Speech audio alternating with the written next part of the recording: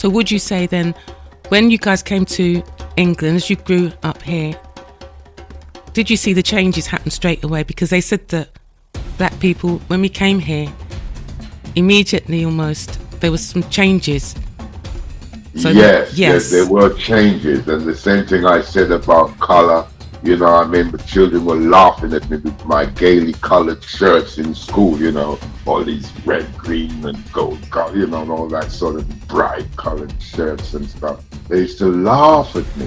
And now, and suddenly, throughout the 60s, color came into being in England, here in London. You know, where there was only grays and navy blue and brown, if you were adventurous, like a dark brown. That was it. There was no color, and suddenly people started to get more color. People started to dance, you know, the English folks, you know, they started to learn the moves how to dance. They started to get rhythm in themselves, watching us dance, and they got into dancing. I saw how they started to appreciate the black music that was coming over here at the time, and so on and so forth as well. It was, and also our taste buds being different and being introduced to.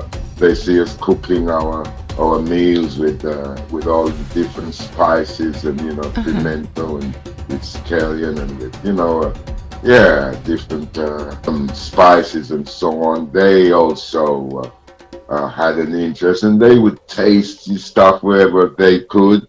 You know, if we got to know the neighbors and so on, they might have a taste of something. And how do you make that? And eventually, yes, they adapted they learned a lot from us and adopted our ways in many respects. Indeed, we influenced them deeply. Absolutely, we brought so much life and creativity and so much we brought to this place. I'm going to ask you then about growing as a young black man in the UK and what that was like in different areas, because I know that lots of people had so much problems being chased. You hear stories when people reflect and they tell you what it was like back then, stories of being chased even by the so-called authority, law enforcement, people just being chased by groups, and the original gangs were not black guys, other races. First, at the age of 7, it was a white boy gang going around looking for black boys, you know, to beat up and hurt and, you know, cause bodily harm, you know, I suppose even to kill, I suppose, you know, and because they were using knives. I was attacked with knives and stuff like that by gangs. I faced up to many gangs as a schoolboy, and also I had to run away from many gangs as well when things got too hot. You know, I had to show them a clean pair of heels. It was like a war zone, you know, going to school and going home from school, going to church and coming home from church, going to the shops and coming back. He was constantly on the alert. So really and truly, yes, that was a real black cloud on our childhood over here, because we didn't have that sort of thing back home. So can you imagine leaving all that freedom and coming to this? It's like going from, you know, it's like going to a prison. You know, here became a prison. So how long is this going to go on?